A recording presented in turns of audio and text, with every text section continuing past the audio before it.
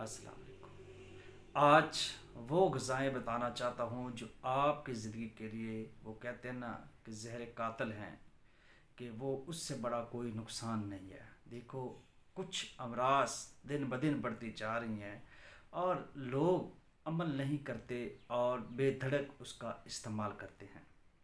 सबसे पहले cold drink, ये आपके स्टमक के लिए नुकसानदेह है। ये आपके शुगर लेवल को बढ़ा देती है। ये आपके मैदे की तेज़ाबियत को बढ़ा देती है।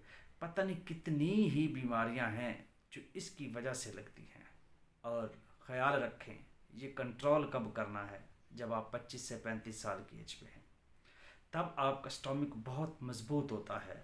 तब आप हर चीज़ को हज़म कर सकते हैं। आपको इसका कोई नुकसान फ़ील नहीं होता।